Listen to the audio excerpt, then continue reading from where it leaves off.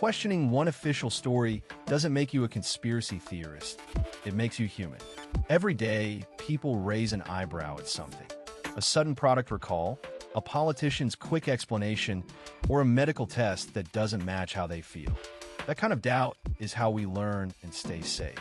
Stick around, and you'll get a clear, practical way to tell reasonable skepticism from full-on conspiracy thinking. You'll see simple examples from real life, like when to ask for a second opinion on a doctor's diagnosis, how to check a news claim without turning into an internet detective, and what to say when someone calls you a conspiracy theorist just for asking a question. No fancy jargon, no tinfoil hats, just a 3-step mental checklist you can use right away to sort out facts from wild guesses. Keep conversations respectful and protect your common sense. The myth stated, one doubt equals conspiracy? Doubt is a normal part of how people think and make decisions. When someone hears an official statement about a product, a safety alert, or a company decision, they often pause, compare it to what they know, and ask questions. Simple actions like reading a food label twice, asking a colleague for details, or seeking a second medical opinion are all examples of healthy skepticism. Labeling these reasonable checks as evidence of a conspiracy is an overreaction and shuts down useful conversation. A little curiosity keeps you safer and smarter. Calling it a character flaw is just lazy. Not all skepticism looks the same. Some people ask for documents, sources, or plain explanations, and then update their view if the evidence supports the claim. Others start with the conclusion that a hidden, powerful group is responsible and then hunt for anything that seems to fit that story. The first approach is critical thinking. The second is conspiratorial thinking. For instance, if a friend questions a news clip because the angle looked edited, that is careful observation. If they claim the whole story was scripted by shadowy forces without any proof, that is a different animal. One seeks clarity. The other treats every mismatch as proof of a plot. Practical checks can help tell reasonable doubts from conspiracy-minded claims. Look for clear evidence, consider alternative explanations, and see whether someone is willing to change their view when shown new facts. Ask who benefits from a claim and whether the claim can be tested or proven wrong. Simple experiments or independent sources often settle things quickly. In everyday life, this might mean calling the manufacturer about a product's warranty, consulting a second mechanic about a strange sound in your car, or checking multiple news outlets before sharing a dramatic headline. Small steps like that separate cautious people from professional contrarians. Respectful questioning helps institutions improve. Dismissing every doubter as a conspiracy theorist harms public discussion. When people feel shut down, they go looking for answers in echo chambers where myths grow faster. Conversely, when officials and experts welcome questions and answer clearly, trust builds. So keep asking, but do it with an open mind and a pinching of skepticism, not a blindfold of paranoia. In short, be curious, not accusatory. Think of yourself as a careful inspector, not a detective who wears a trench coat to look mysterious.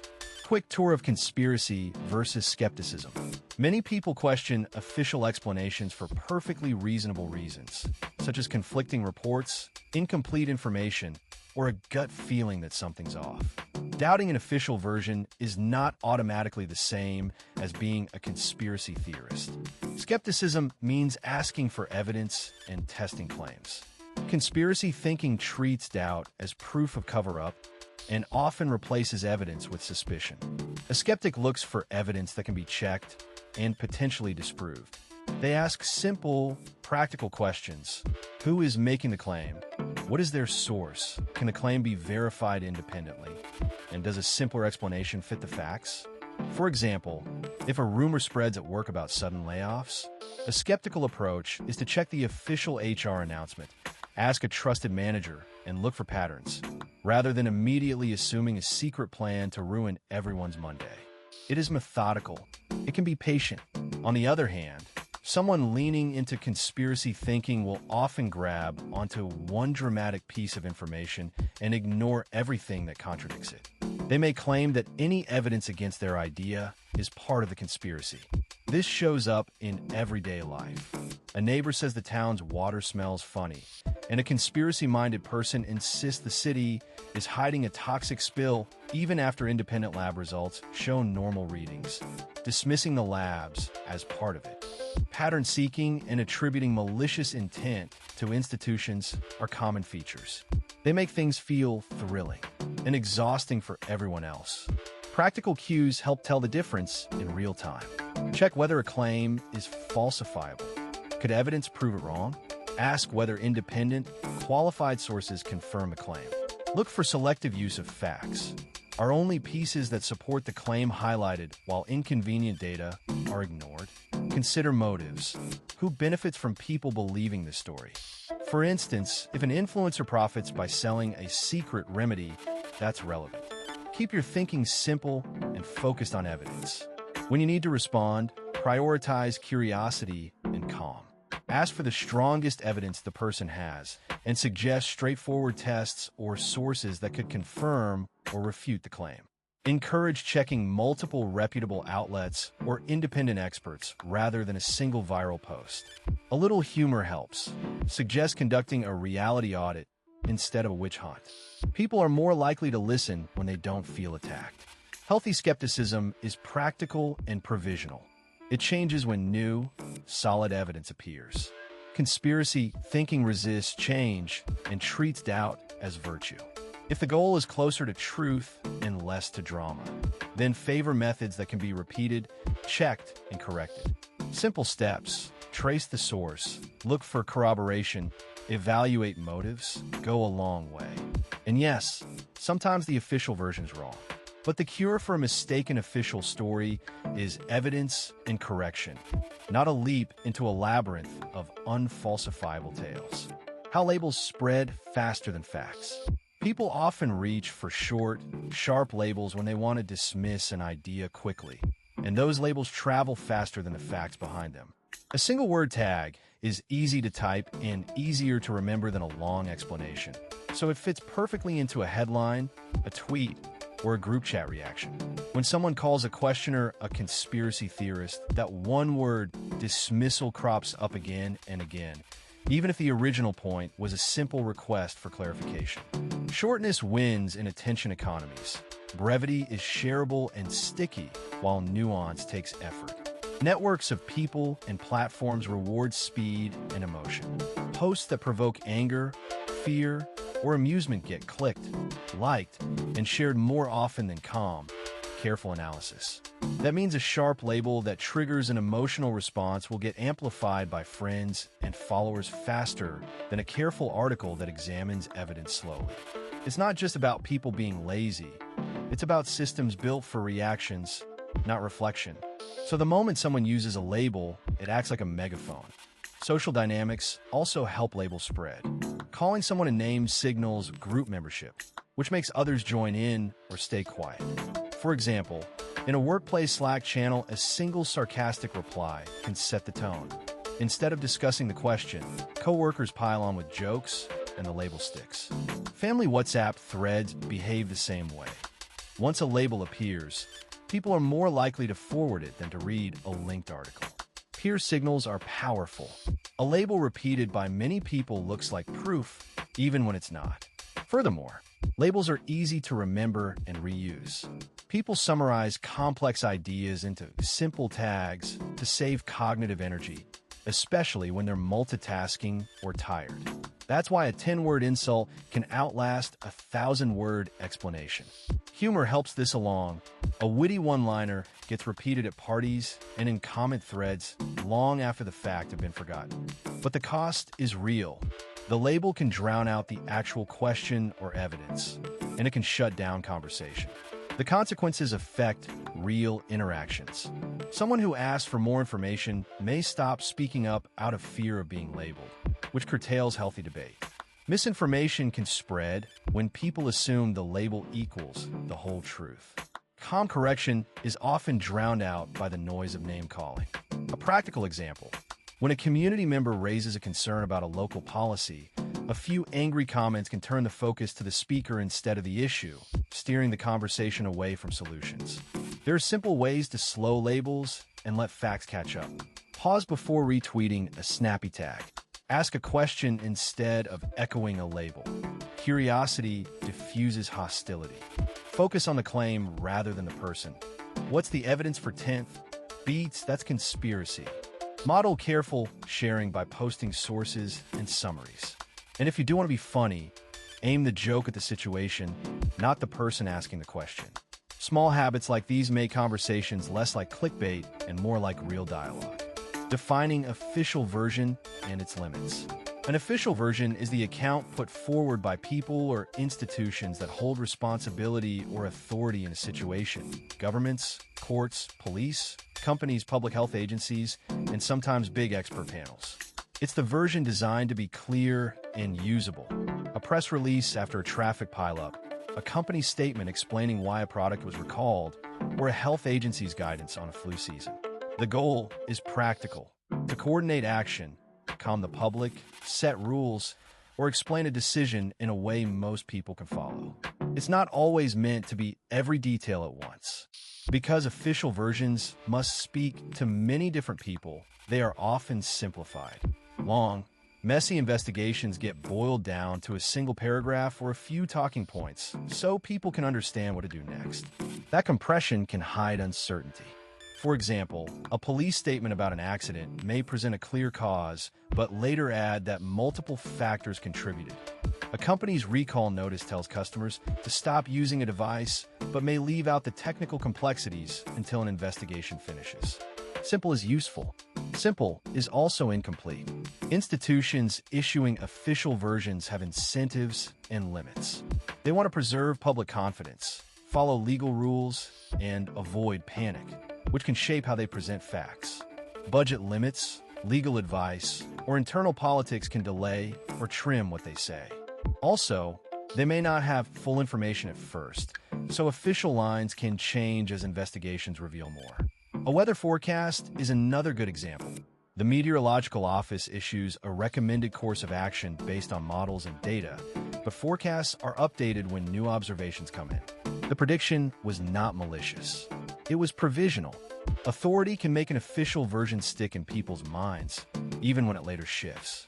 Respect for experts and institutions often leads the public to accept an initial explanation, but acceptance shouldn't equal silence. Practical steps help. Compare the official statement with independent reports. Look for primary documents like investigation findings, and notice whether updates and corrections are made openly. Independent checks, audits, oversight boards, journalists, and citizen watchdogs are not just nitpicking. They're part of how society balances the need for clear public guidance with the reality that official versions have real and predictable limits. The spectrum of doubt, from curiosity to paranoia. Not all questions about official explanations mean someone rejects all facts. People move along a continuum when they encounter an explanation that feels off. Sometimes they ask one simple question and move on. Other times they stitch together many small doubts into a big, scary story. This range is normal, and understanding it helps separate healthy curiosity from thinking every event is part of a hidden plot. At the mild end, curiosity looks like double-checking. You hear a medical test result and seek a second opinion, or you read a news article and click the source link. Short and sensible. A little farther along, skepticism demands evidence. You want to see reliable sources and reasoning. Then comes suspicion, where small coincidences feel like proof of intent. A delayed flight plus a cut in social media posts becomes they're hiding something. It can escalate to cynicism, assuming bad motives by default. And finally to paranoia, in which unrelated events are connected into a coherent, secret conspiracy that explains everything. Yes, people do move through these stages. No, not everyone who asks a question is wearing a tinfoil hat. Simple mental habits steer how far someone goes.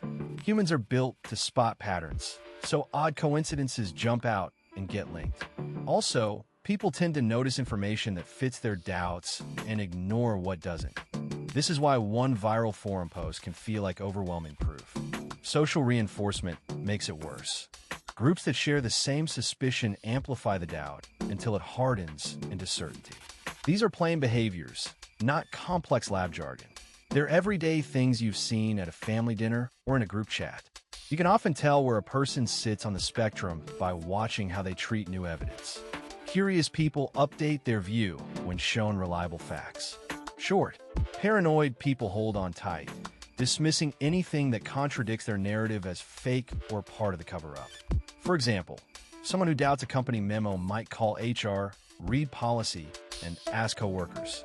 Someone further along will claim the memo is a distraction while the real story is hidden, and then point to unrelated layoffs at another company as evidence.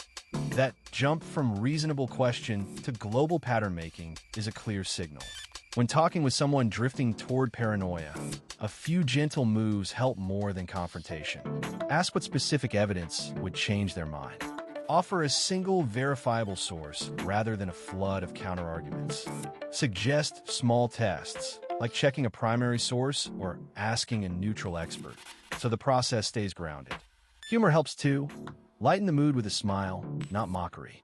People are more likely to step back when they don't feel attacked. Keep curiosity productive by practicing a few habits. Pause before sharing the next wild theory. Check at least 2 independent sources.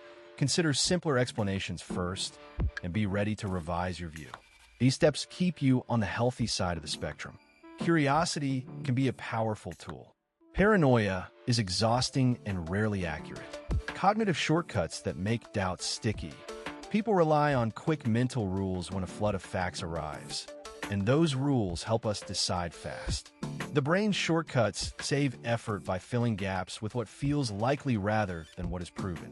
That economy is useful at the grocery store, where you choose the familiar brand without investigating ingredients. But the same economy makes doubt sticky when official stories and personal hunches collide.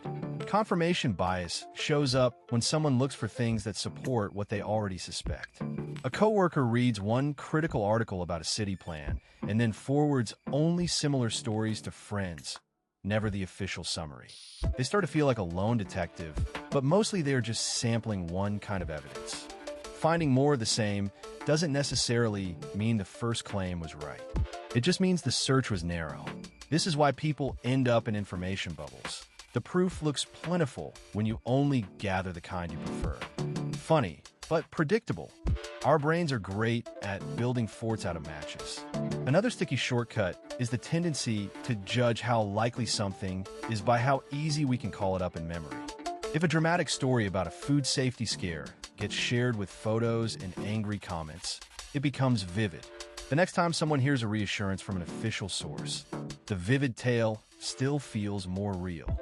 Repeat a claim often enough in conversations or on social apps, and it begins to feel true even if the evidence is slim. People who have heard the same rumor at a barbecue, then on a forum, then in a comment thread, feel a growing conviction. The rumor acquires a kind of social weight that looks like fact. Looking for patterns and assigning intent also makes doubt stubborn. Humans are wired to connect dots, sometimes where none actually exist. Spotting 2 related events, like a policy change and a sudden news story, can prompt someone to link them with a hidden motive. They imagine an invisible hand moving things behind the scenes. That sense of agency gives the mind a story it can understand, and simple stories are hard to shake. It's easier to think someone's pulling strings than to accept messy, coincidental causes. Social ties and identity deepen the problem. When doubt becomes part of a group's shared story, challenging it feels like challenging the group. A person who has built social status by calling out official accounts will resist corrections, because admitting error would cost more than changing an opinion. On top of that, emotional reactions, fear, anger, pride, tilt reasoning toward what supports feelings. Corrections that attack a belief directly can backfire because they feel like personal attacks. So the shortcuts that once kept daily life manageable end up cementing skepticism into a durable stance. The brain wanted to be efficient. Sometimes it just got stubborn instead. Confirmation bias versus healthy questioning. People tend to notice and remember information that fits what they already think, which is why someone can scroll through the same feed as a friend and come away with a completely different view. This tendency is called confirmation bias, a simple mental shortcut where the brain prefers familiar explanations and gives extra weight to facts that line up with those beliefs. For example, if you believe a certain brand makes indestructible phones, you'll likely remember the one time a model survived a drop and forget the many tiny cracks reported in reviews. It's not because people are lazy. It's because the mind treats confirming details like comfort food. Healthy questioning looks similar at first. Both involve doubt, but they behave differently. Instead of only hunting for supporting evidence, healthy questioning actively seeks out possible flaws in a claim. Short version, it wants to break the idea to see if it still stands. That might mean asking a simple clarifying question at a meeting, getting a second opinion from a mechanic before paying for a fix, or checking the original source linked in a viral post rather than the headline alone. A practical approach is to ask, calmly, what would convince me this is wrong? And then go look for those counterexamples. Everyday life offers clear contrasts. When your colleague shares a sensational statistic, confirmation bias might lead you to forward it immediately if it supports your point. Healthy questioning would mean clicking the link, reading the study or data table, and seeing whether the sample was tiny or the claim was exaggerated. When a friend swears by a miracle diet, confirmation bias makes you notice the weight they lost that 1 month. Healthy questioning notices whether their overall health metrics, like energy levels and lab results, also improved or not. Online, a quick reverse image search can reveal an old photo being used out of context, a 2-minute check that separates skepticism from knee-jerk disbelief. There are simple habits to shift from biased reflexes to useful skepticism. Pause before sharing. Ask what evidence would change your mind, and look for independent sources that disagree with each other yet reach the same conclusion. Invite someone you know to argue the opposite view and listen, not to win but to learn. Use a small checklist: source credibility, original evidence, alternative explanations, and motive for the claim. A little curiosity and a dash of humility go a long way. It's more constructive to be a careful questioner than to wear skepticism like armor. After all, thinking like a scientist in daily life doesn't require fancy equipment, just a willingness to follow the best evidence, wherever it leads, and maybe to laugh at yourself when you were wrong. The role of evidence, burden, and standards. Who has to prove something is true matters as much as what counts as proof. In everyday life, the burden of proof is simply responsibility. If you say something happened, you are expected to show why people should believe you. If a coworker claims the printer is broken, they should show the error message or the jammed paper. If a scientist proposes a new medical treatment, they must share data that others can check. Different situations ask for different levels of persuasion, though. Standards of evidence are the yardsticks used to judge how convincing that proof must be. Some claims only need a little support, enough to tip the balance to one side, while others require very strong proof, close to certainty. In the grocery store example, saying the yogurt tastes off might only need one person's bad-smelling spoon. But saying a popular brand is poisoning people calls for much stronger proof, such as lab tests, repeated findings, and independent checks. Think of standards as the settings on a camera. Low light requires a steadier hand. Different places use different settings. Courts use strict standard for criminal cases because a person's freedom is at stake. Someone must be nearly certain before depriving another of liberty. Civil disputes use a lower bar, more like saying more likely than not, because the stakes are typically money or property. Newsrooms have editorial standards that favor multiple independent sources before publishing a big accusation, because getting it wrong damages reputations. Science relies on reproducibility. An experiment or observation should be repeatable by others, and on peer review to catch mistakes. All of this means context decides how much proof is enough. Types of evidence vary too, and combining them strengthens a case. Eyewitness accounts can be helpful, but are prone to mistakes. People misremember or misperceive. Physical traces, like fingerprints or a broken lock, are often clearer, but still need proper handling. Documents and data provide recorded traces that can be checked later. Expert analysis helps interpret complex evidence, but experts can disagree, so independent confirmation matters. A practical example: If your car won't start, one mechanic saying battery is weaker than two mechanics and a battery test all pointing to the same cause. The more independent pieces that fit together, the stronger the overall case. Burden shifting is another practical idea. Sometimes the initial claimant carries the responsibility, and other times the party asserting the official version must produce evidence. For instance, a new company claim that its product cures headaches should show clinical evidence. Conversely, if regulators announce that a product is safe, critics who doubt that should present specific problems like lab reports or case clusters, rather than just suspicion. In everyday life, this keeps conversations productive instead of descending into endless arguing. Big claims require bigger proof. This simple rule prevents silly debates from turning into wild accusations. If someone tells you their cat can speak French, asking for audio or video is reasonable. If someone points out a meaningful pattern of data, asking for methods and raw numbers is reasonable too. Skepticism is healthy when accompanied by requests for concrete evidence. Otherwise, it's just noise. And yes, using a little common sense helps. Not every question requires a forensic team. When doubt leads to inquiry, not insurrection. Healthy doubt is a basic part of science, journalism, and everyday life. It's how problems get noticed and solved. Scientists check each other's work through peer review and try to repeat experiments, so results aren't just flukes. In everyday situations, people act the same way without thinking of it as highbrow. You might ask a mechanic for a clearer explanation when they say your car needs a new transmission, or read several independent reviews before buying an expensive phone. These steps, asking questions, seeking other sources, and looking for independent tests, turned out into practical inquiry. Not all questioning is the same, though. Constructive inquiry looks for evidence and updates beliefs when the evidence points the other way. Conspiratorial thinking often treats counter-evidence as part of the plot and refuses to change course. A simple example: if someone claims a product is unsafe, a constructive response is to check lab reports, regulatory statements, and independent tests. A conspiratorial response is to insist the tests were faked and anyone who disagrees is in on it. Bias plays a big role here. Humans tend to notice information that fits what they already think and ignore the rest, but recognizing that tendency makes it easier to avoid.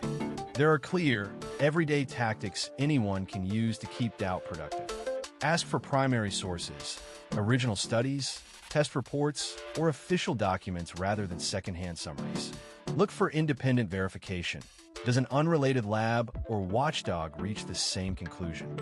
Talk to a knowledgeable person who has no obvious stake in the outcome, like a different doctor or a consumer advocacy group. Check transparency. Are methods and data shown? Or is the claim vague and full of buzzwords? And be willing to change your mind. If new, reliable evidence contradicts you, adjusting your view is a sign of strength, not weakness. Think of it as updating your mental map when you find a better route. It saves time and avoids driving into a dead end. Public life benefits when doubt becomes inquiry rather than anger. Citizens who ask for meeting minutes, FOIA requests, or clearer explanations from officials help improve accountability without resorting to hostility. Journalists and community groups can amplify reliable findings and test claims before they spread. Small habits matter. Pause before reposting. Check a claim with two credible sources and prefer concrete evidence over dramatic stories. Doubt handled this way is a tool for better decisions and safer communities, and it's much less likely to end in chaos. Social identity and labeling effects. People are wired to sort themselves into groups and to use simple labels to make sense of who belongs where. This tendency helps people coordinate, trust each other, and move through social life without constant uncertainty. In practice, it means that when someone questions a commonly accepted explanation, whether at work, in a friend circle, or on social media, the group often reacts by applying a quick label. That label acts like a shortcut. It tells others how to treat the person without re-evaluating the argument itself. Labels stick fast because they do useful work for groups.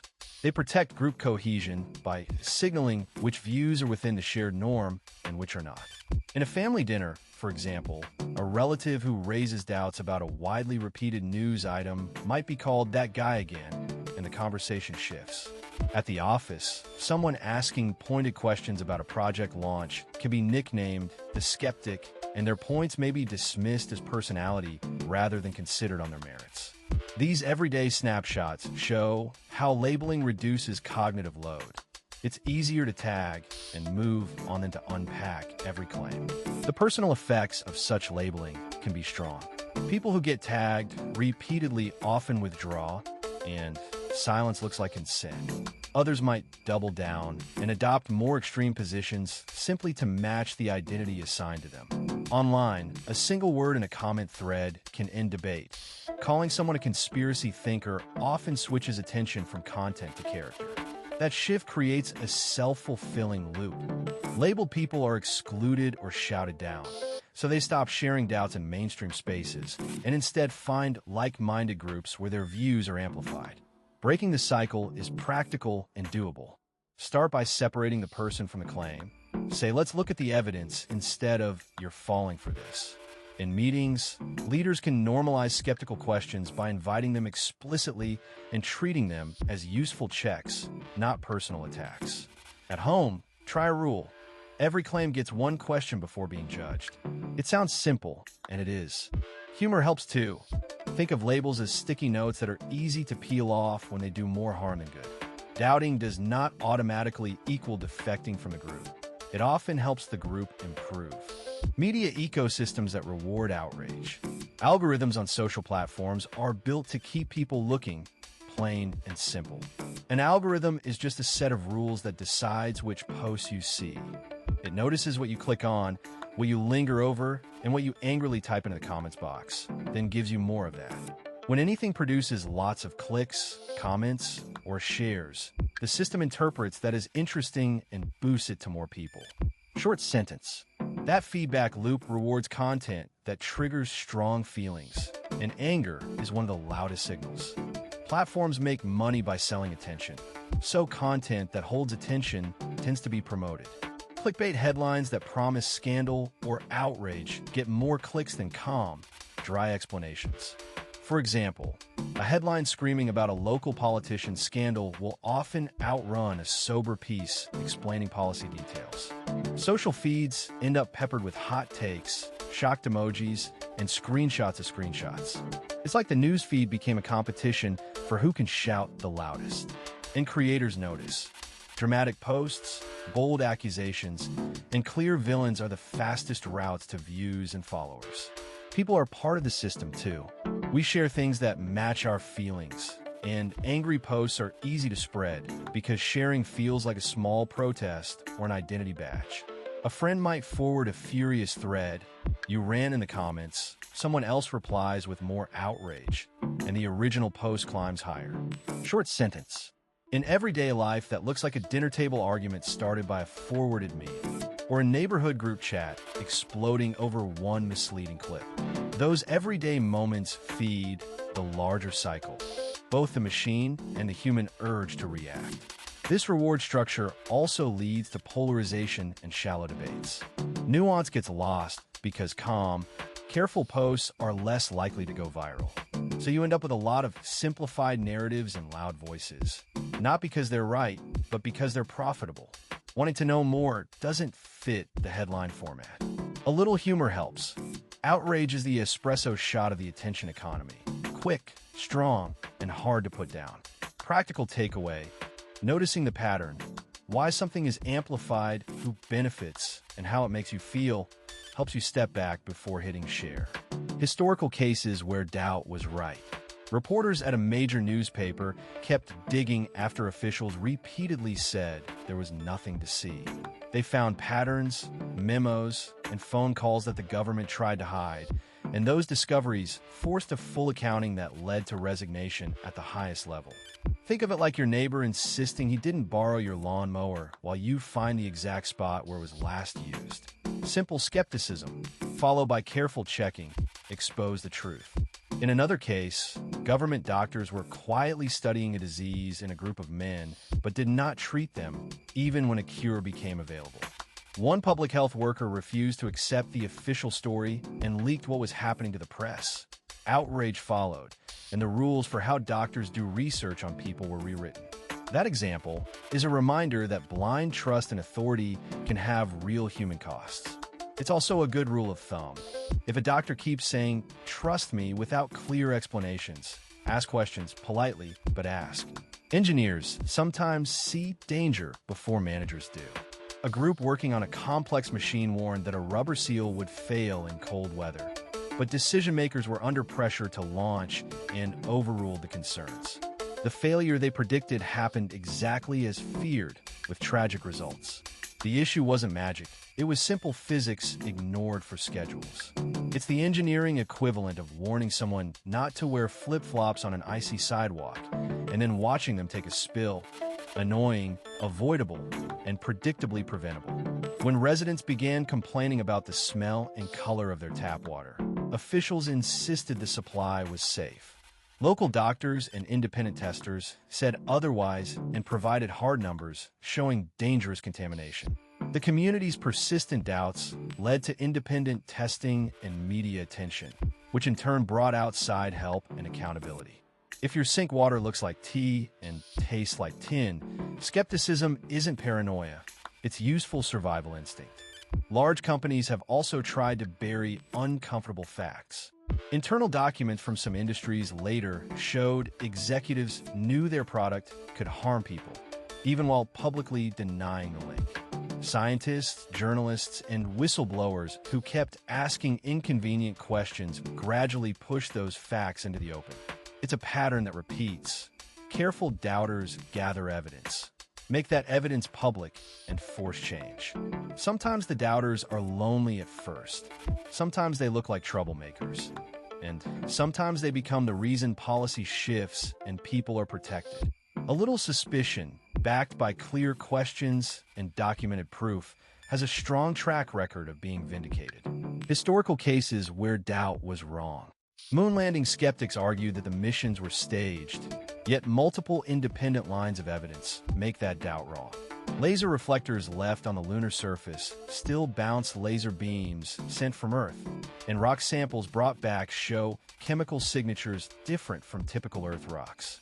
Amateur radio operators and observatories around the world track transmissions and trajectories too, so the claim that thousands of people kept a giant secret doesn't fit the facts. In everyday terms, doubting that the moon missions happened is a bit like refusing to believe a recipe worked when your neighbor actually baked the cake and handed you a slice. Vaccination offers another clear example where rejecting an official public health position caused real harm and proved to be a bad bet.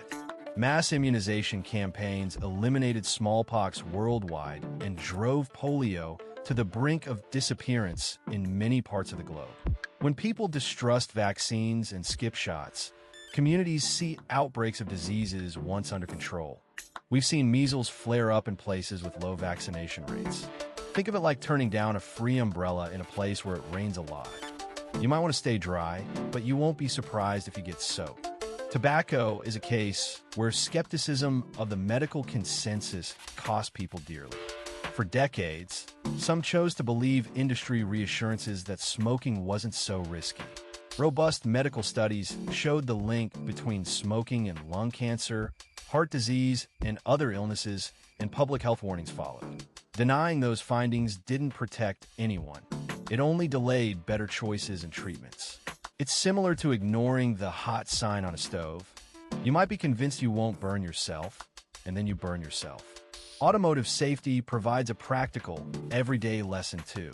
When seatbelts, airbags, and crash tests became standard, there was pushback. Some people doubted that belts made a difference or found them uncomfortable.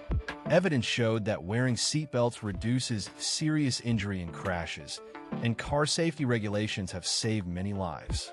Picture someone insisting they'll always cling to the dashboard to avoid harm. Not smart and not effective. The sometimes embarrassing convenience of buckling up is tiny compared with the alternative. Finally, climate science shows how ignoring a large body of evidence can leave people unprepared. The scientific community overwhelmingly agrees that human activity plays a major role in changing the climate, and physical signs, such as shifting weather patterns and retreating glaciers, are observable. Communities that dismiss these warnings may face worse flooding, heat waves, or other costly impacts later on. Like skipping routine maintenance on your house because you don't believe in leaks, the short-term savings can turn into long, expensive problems. Each of these examples shares a pattern. Doubt, when it flies in the face of clear evidence and wide professional agreement, can be more than an intellectual stance. It can lead to unnecessary risk, lost lives, and preventable costs. A healthy dose of skepticism is good. Wholesale rejection of well-supported conclusions is rarely the smart bet. The fallacy of all-or-nothing thinking. Doubting an official account of something can be a reasonable reaction when the story doesn't match what you observe or when new facts pop up. People often jump to extremes by assuming that if one part of an official version is wrong, the whole thing must be a hoax. This tendency is called all-or-nothing thinking, treating complex situations as only black or white instead of a mix of shades. It's a mental shortcut that saves effort but costs accuracy. Many everyday situations show how this plays out. If a local transit agency says a bridge is safe but commuters notice new cracks, asking for more inspection results is sensible. That's skepticism. But deciding the bridge is part of a grand scheme to bankrupt the city is a leap into conspiracy territory. Other examples include reading a news correction and concluding the entire outlet is fraudulent, or noticing a mislabeled ingredient and declaring the whole food industry untrustworthy. Small inconsistencies are common, and they don't automatically mean deliberate deception. The psychology behind this is simple. The brain prefers certainty because it reduces stress, and labeling something as true or false is faster than weighing many possibilities. Social factors help too. If your friends use absolute language, it's easy to follow suit. Past lies or scandals make people more vigilant. That vigilance helps in some cases, but it also primes the tendency to generalize. Shortcuts like this were useful for quick decisions, but they distort understanding when applied to complicated topics. Practical ways to avoid the trap are straightforward and useful. Treat doubt as a scale, not a switch. Ask what specifically doesn't add up, and look for direct evidence that addresses that point. Check several independent sources rather than accepting a single alternative narrative. Ask simple questions. Who benefits if this claim is true? What would change if the claim were false? These help separate reasonable suspicion from sweeping accusations. Remember, skepticism updates with new information. It shouldn't be a permanent badge. Communication matters when you voice doubt. Describe exactly what seems off, request clarification calmly, and avoid absolutist words like always or never. Saying, first noticed 10th and wanted the data behind it, invites verification. Accusing an institution of being wholly corrupt, however, usually shuts down dialogue and pushes people into camps. Use your critical thinking like a magnifying glass, not a sledgehammer. It's more persuasive and less likely to make you look like you've joined a secret society, unless that society meets on Tuesdays and brings really good snacks. There are real costs to all-or-nothing thinking. It can erode trust with little cause, isolate people socially, and lead to poor decisions based on extremes. On the bright side, learning to hold nuanced views, allowing for partial mistakes, corrections, and honest complexity, keeps you well informed and better able to act. A little healthy doubt, handled with curiosity and restraint, goes a long way. No tinfoil required. Detecting rhetoric that paints critics as extremists. Words like extremist, radical, or dangerous are often used as a fast way to dismiss someone without dealing with their argument. That move is rhetorical. It swaps evidence for emotion and paints a critic as a threat instead of a person with questions.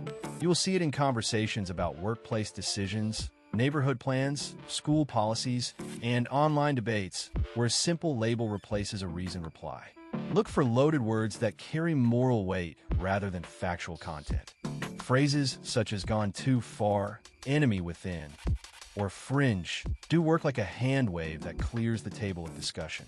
In a staff meeting, for example, if a colleague asks for more data about a project and someone answers, "You're undermining the team," that is a cue. The question is turned into an attack on loyalty instead of answered with numbers or timelines. Short and subtle. Not okay. Watch for guilt by association. It's a common trick, linking a critic to an unpopular person or group, so listeners assume the critic shares all those views. A parent raises concerns about school lunches and is labeled part of the anti-change crowd because one outspoken parent attended a town rally. That labeling doesn't address the lunch concern. It just borrows someone else's unpopularity. Simple logic fails there. Ask for the connection. Ask for specifics. Notice when arguments are presented in black and white terms. Critics become for or against with no room for nuance. If someone says, "You either accept the plan entirely or you want chaos," they've created a false choice. That's called a false dilemma in plain language, pretending there are only two options when more exist. It's a rhetorical box. Step out of it by naming middle options. Suggest small pilot tests. Ask for partial changes. Propose a review period. Pay attention to what's missing as much as what's said. When critics are painted as extremists, the speaker often avoids facts, sources, or specific counters. A blog post might accuse skeptics of harboring dangerous ideas, but link to no documents or studies. Silence about evidence is a red flag. Ask, show the evidence for that claim. If you get silence or shifting topics, you're likely facing rhetoric, not refutation. Tone matters. Over-the-top language, dramatic metaphors, and apocalyptic imagery are signs someone is trying to provoke fear rather than reason. "This will destroy everything we've built" is a dramatic line. It aims to shut down questions. Calm, precise language is the opposite. It invites discussion. Try calming phrases back. Let's look at the concrete issue, or which part do you find risky? Short, practical, effective. Spot the straw man. The critic's position is exaggerated to make it easy to attack.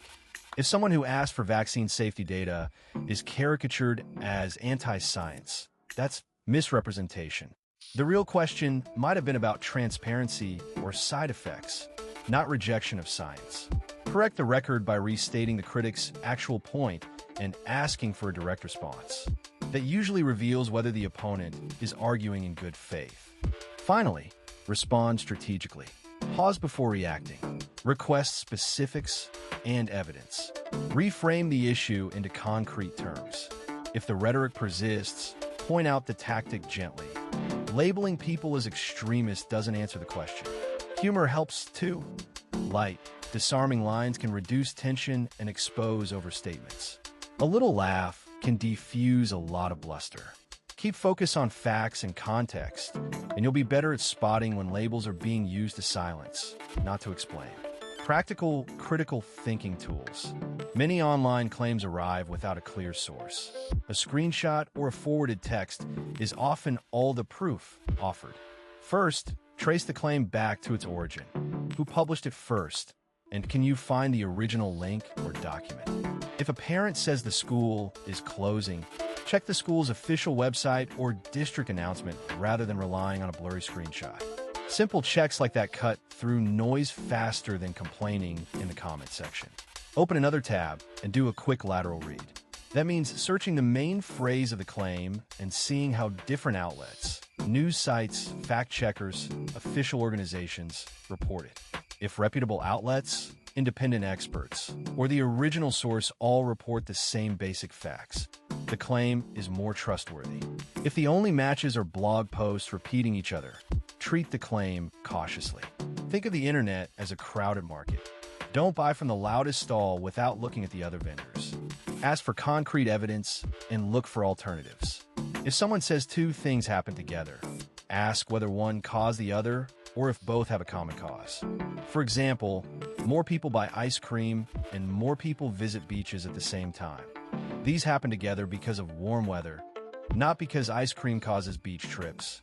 When someone credits a single product for a huge life change, consider placebo effects and other life changes that might explain the outcome. Watch for emotional tricks and sloppy reasoning. Claims that rely on insults, fear, or a dramatic, you must choose now tone are often pushing emotion rather than facts. Spot patterns of bad reasoning, like attacking the person instead of addressing the point, or presenting only two choices when there are more options.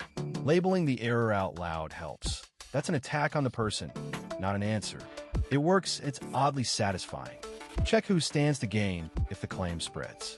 The source's motives matter. A company selling a product, a politician aiming for support, or a website that gets clicks from outrage may skew the story. At the same time, verify credentials. A person with a relevant and verifiable background is more useful than an anonymous post. Look for direct links to primary sources, research papers, official statements, data sets, and confirm the person actually has the expertise they claim. Use triangulation and stay provisional.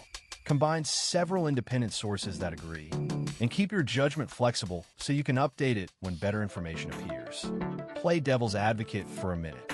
Try to find the strongest argument against the claim. It's a good workout for the brain and helps avoid confirmation bias, the tendency to prefer information that fits what you already believe. Keep a quick checklist in mind. Who says it? Where's the evidence? Do other independent sources confirm it? Are there other possible explanations? And who benefit from the claim spreading? Ask these questions calmly. Pause before sharing, check twice, and then decide. Skepticism doesn't mean cynicism. It's just unpaid homework done well, with the occasional cup of coffee and a sense of humor. Asking better questions, not just questioning everything. Doubt about an official account can be a healthy reaction. It prompts investigation and can catch mistakes. Professional from journalists to engineers routinely question statements, not because they want to reject everything, but because they want to know which parts are solid and which need more checking. Start with the basics. What exactly is being claimed? Ask for the precise wording or the original source. Short and specific questions often beat grand, vague skepticism. Next, consider where the information comes from and who stands to gain. Different sources have different incentives, and identifying those incentives helps you weigh a claim. For example, if a company announces its product is safe, find out who tested it and whether those testers were independent. If a neighbor insists the new stoplight causes accidents, ask which intersections, how many incidents, and whether traffic volume changed. Those follow-ups turn suspicion into actionable inquiry.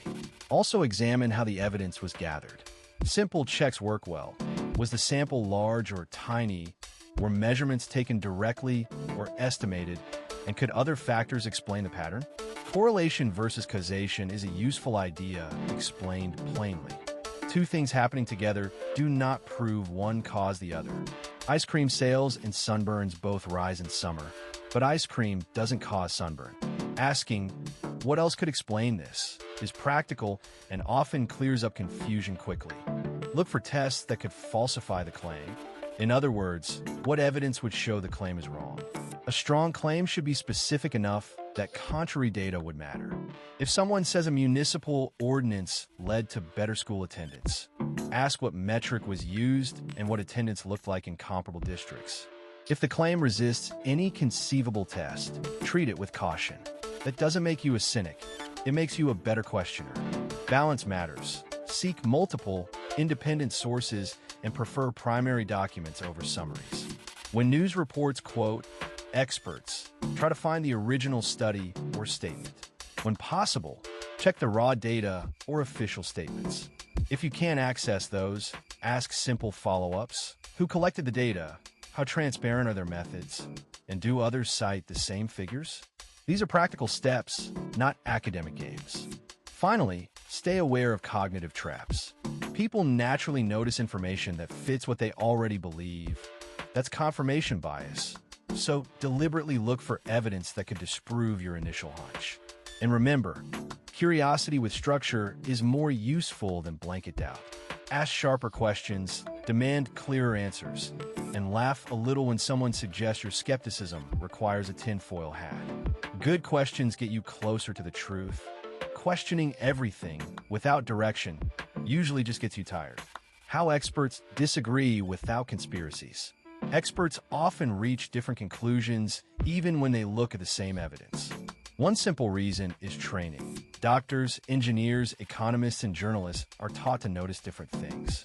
Their textbooks, mentors, and daily routines shape what they consider most important.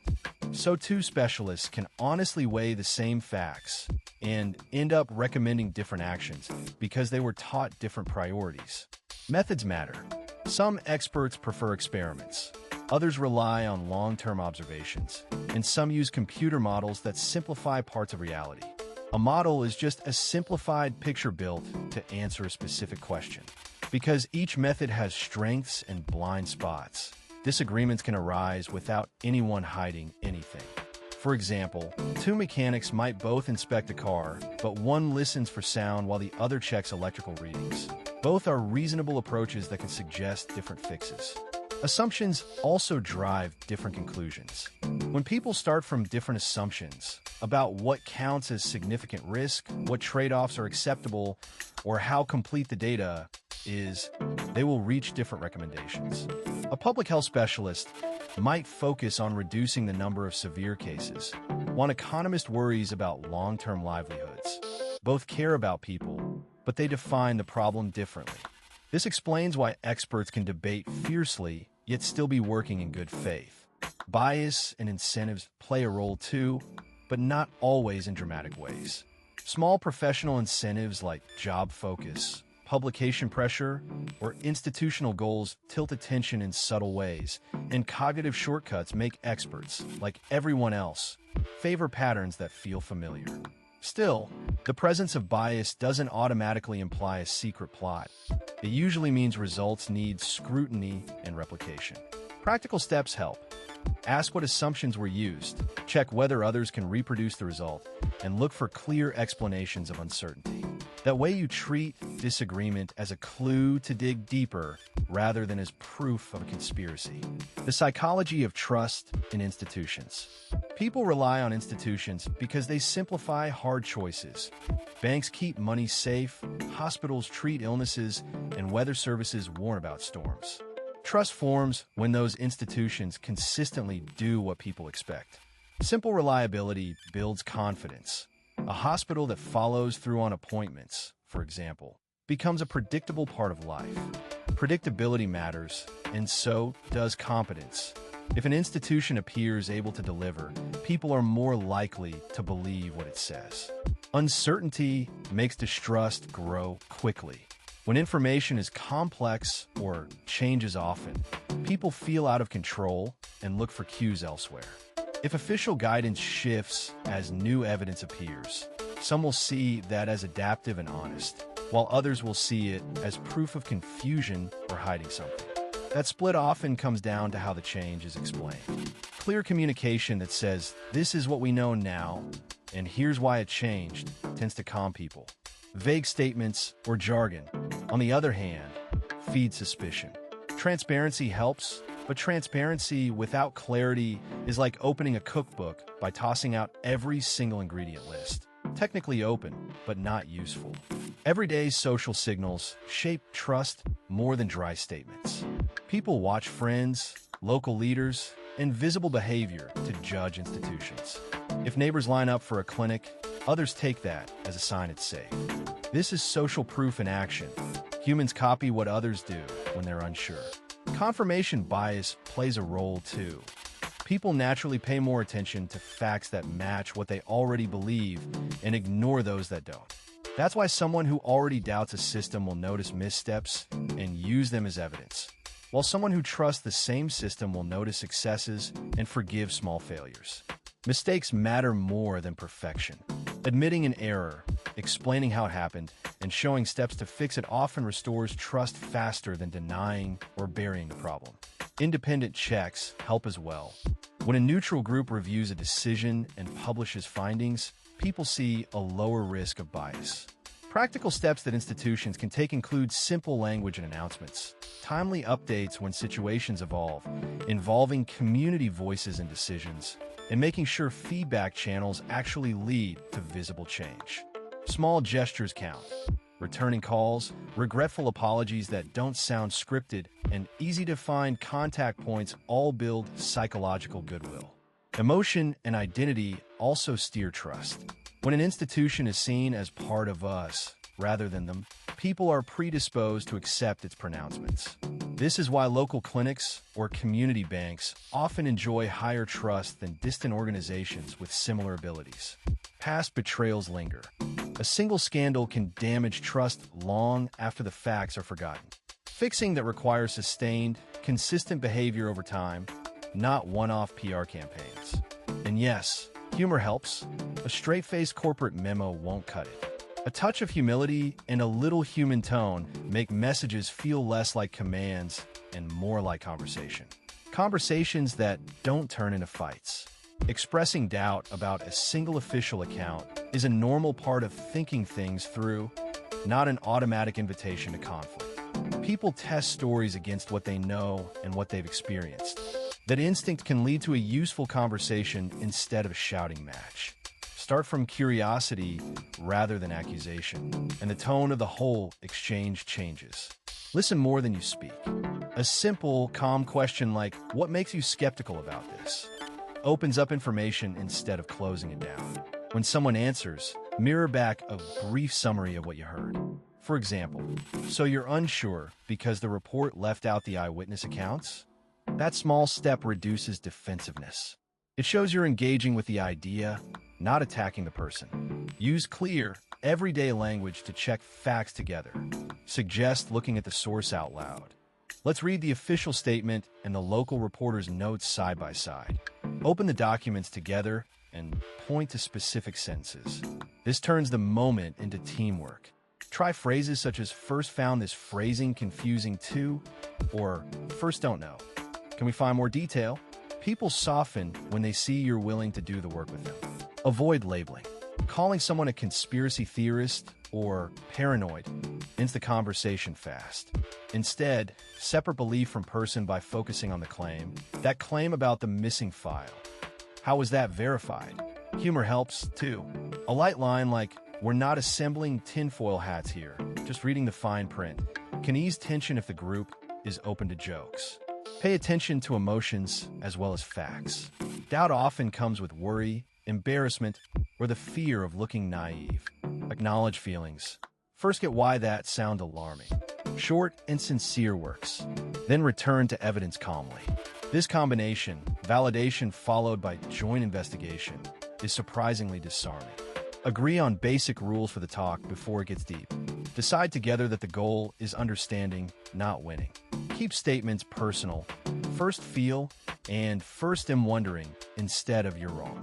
If the conversation risks going in circles, suggest a pause. Let's take a break and come back with sources. Timeouts prevent fights and keep relationships intact. When the other person clings to a claim despite evidence, accept that not every conversation will convert minds. You can agree to disagree respectfully.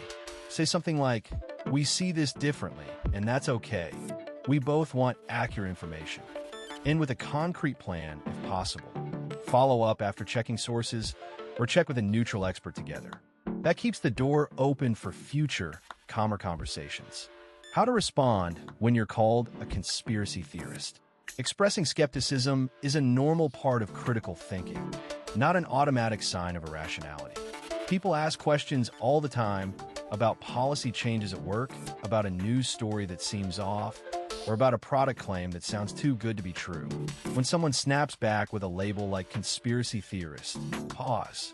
A quick breath and a small shift in tone can keep the conversation productive instead of explosive. Start by asking for clarification and specifics. Say something like, "Which part do you mean exactly?" Or, "Can you point me to the statement you're referencing?" Short questions work. They force the other person to move from an insult to an actual claim. Follow up with neutral phrases.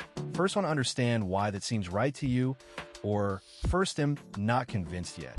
Can we look at the evidence together?" These lines sound cooperative, not combative, and that helps turn a shutdown into a discussion. Use first statements to explain your position without sounding accusatory. For example, "First found that explanation unclear," or first feel uneasy about accepting that without seeing a source, are less likely to provoke. Offer a concrete action. Let's check the source now, or first we'll send you the article first read, and you can show me yours. Real-life examples help. At a family dinner, someone dismissed a question about a city council decision with a scoff, replying calmly with first heard the council members say 10th. Can you tell me where you heard why? Move the conversation to facts, not feelings. Online, where labels fly faster, aim for brief, verifiable moves. Post the claim, ask for the link, and state what you found in one crisp sentence. If the thread heats up, suggest taking it to direct messages or a trusted fact-check site. Humor can defuse tension. A light, first left my tinfoil hat in the laundry, but first still wants sources can break the edge while keeping you credible. If someone insists on name-calling, set a boundary. Say, first I'm open to discussing this when we focus on the facts, not on labels. When accusation persists, protect your time and credibility. You don't have to win every argument. Sometimes the best response is to say, okay, we disagree. Let's leave it for now and move on. If you want to keep engaging, present one clear piece of evidence and invite a joint check. If you're wrong, admit it quickly. That builds trust. If you're right, calmly explain why and share sources.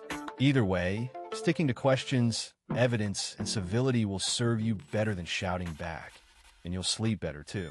Teaching kids to question without panicking. Children encounter conflicting information every day, from classmates, social posts, and snippets on television. And they need simple, practical tools to tell what's likely true and what's just noise. Start by making questioning a normal habit rather than a dramatic event. Ask aloud when you see something odd. Who said this? Why would they say it? Is there proof? That models the process without turning every doubt into a crisis. Model curiosity instead of dismissal. If a student claims a cafeteria is switching to pizza only, say, that sounds interesting. Where did you hear that? And then check the school email or ask a staff member. Short pause, then verify. This small step teaches kids that checking is routine and not accusatory. Use real-life examples. A viral post asserting a snack is banned can be settled by reading the school newsletter. A forwarded voice note about canceled practice can be cleared up with a quick text to the coach. Help children manage the immediate panic that can come with surprising claims. Teach a quick calming trick. Take 3 slow breaths. Name the feeling, first feel worried, and say one simple question out loud. Who said this? When emotion drops, thinking becomes clearer. Role-playing works well here. Invent a silly rumor, like the library will be replaced by a ball pit, and practice the calm check verify routine. Kids laugh, they learn, and no one ends up hiding in the principal's office. Give practical, age-appropriate tools. For younger children, use a small checklist they can carry in their head. Stop, ask an adult, check one reliable place, teacher, parent, school website. For older kids, introduce comparison. Find 2 or 3 reliable sources and see if they agree. Explain reliable simply. Places or people who have direct information or a track record of being careful, like a teacher, librarian, or the official school webpage. Use examples. If a post claims a famous athlete promotes a product, look for the athlete's verified account or a reputable news outlet rather than trusting a flashy anonymity. Teach how evidence can be misleading in simple terms. Pictures can be cropped and videos edited, so a single image is rarely proof. Show kids how the same photo can appear in different places with different captions. That's a red flag. Play a game where children spot whether a caption matches the picture's original context. Keep it light. Humor helps. Remind them that not every dramatic headline hides a secret plot. Sometimes an editor just wanted more clicks. Praise the process, not the conclusion. When a child asks, how do we know this is true? Reward the question even if the answer is just we don't know yet. Parents and teachers should avoid mocking doubts. That pushes children to hide questions and accept bad information to stay comfortable. Instead, celebrate thoughtful skepticism by saying things like, great question, let's check it together, and then demonstrate the verification steps. Make media literacy part of daily life. Encourage kids to ask authority figures when in doubt, to compare multiple trustworthy sources, and to wait a little before sharing shocking claims. Use classroom activities, debates, short research tasks, or a detective day to practice without pressure. When kids learn that checking is ordinary and that uncertainty is temporary, they gain confidence, and they'll forward fewer ridiculous chain messages, much to everyone's relief. Policies and platforms, responsibility and free speech. Online platforms set rules to protect people from clear harm while trying to allow open discussion. And those rules often include steps like labeling disputed posts, reducing how many people see them, or removing content that promotes violence or clear falsehoods.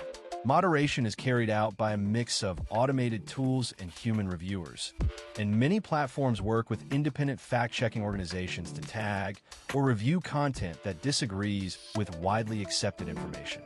For example, a post that questions a government guideline using cited sources is often treated differently from one that repeats a fabricated claim presented as fact. The former might remain visible with a note, while the latter could be downranked or taken down. This mix of responses reflects an attempt to distinguish genuine skepticism from coordinated misinformation. Platforms bear a practical responsibility to make their rules understandable and consistent. People need clear community standards, simple explanations when content is moderated, and a straightforward appeals process. It's frustrating when a thoughtful critique of official data triggers a takedown because the context wasn't obvious. A useful real-life example. Someone posts a chart and asks why local health advice differs from national guidance. If the post lacks context or sources, it may get flagged. But if the poster adds links and explains the question, moderators and fact-checkers are more likely to treat it as inquiry rather than misinformation. Not every dinner table skeptic is plotting a worldwide cabal, and policies should be smart enough to tell the difference. Free speech concerns add another layer. Private companies are not the government, so they can set and enforce rules for the communities they host, but that power comes with obligations to avoid arbitrary censorship and to respect legitimate debate. Journalists, researchers, and ordinary users all need room to challenge official narratives without being automatically labeled as extremists. In practice, that means moderation systems must consider intent, evidence, and the presence of organized networks pushing falsehoods. A lone user asking hard questions deserves a different response than a coordinated campaign spreading demonstrably false claims. Transparency reports, independent audits, and clear lines for redress help keep that balance honest. Users can help by making skepticism explicit and evidence-based. Link to sources, explain why you doubt something, and pose questions rather than asserting dangerous claims as fact. Platforms can help by giving clearer notices, offering context panels instead of blunt removals when appropriate, and improving human review for nuanced posts. For instance, a teacher asking why two official statements seem to conflict should see their post labeled as a question with context, not swept away as a conspiracy. In the end, good policy treats doubt as part of speech, not automatically as a crime, while still preventing real harm. And a little common sense and clearer explanations go a long way. Debunking myths without dismissiveness. Questions do not equal craziness. Doubt is a normal part of thinking. People check product reviews, ask friends about mechanics, and read a couple of news stories before deciding. That same cautious habit applies when someone questions an official explanation. Pointing that out calmly clears the ground for a useful conversation rather than a fight. Short and simple. Skepticism can be healthy. Start by listening more than lecturing. Ask what they heard and where they heard it, then repeat it back in your own words to show you understood. A typical opener could be, "Tell me what you've read about that," followed by, "So you're concerned because 10 said why. Is that right?" These two small steps lower defenses. Nobody likes being called a tinfoil hat person before they speak. Use plain facts and clear sources when you respond. Say, here's what independent experts say and why, and then explain the logic in everyday terms, like describing a vaccine as a classroom practice drill for the immune system rather than a list of technical terms. Check more than one source: a government health agency, a major medical journal, and an independent university summary, for example, or 3 well-regarded outlets that don't copy each other. That's called triangulating information. It's like asking 3 friends about a restaurant instead of trusting a single Yelp review. Be gentle when correcting errors. Harshness rebounds. Instead of "you're wrong," try, "first used to think that too until first saw this study that explained." Humor helps if used sparingly. A light, "we've all fallen for clickbait" can defuse tension. Explain common thinking traps in simple language. People naturally favor info that fits what they already believe. That's confirmation bias. And sometimes they focus on a dramatic story because it's easier to remember than dry statistics. Pointing these out as human tendencies makes the mistake seem normal, not shameful. Offer small, practical tests rather than grand proclamations. Suggest checking the original source together, looking for named authors, or asking whether the claim shows clear evidence or just repeats an assertion.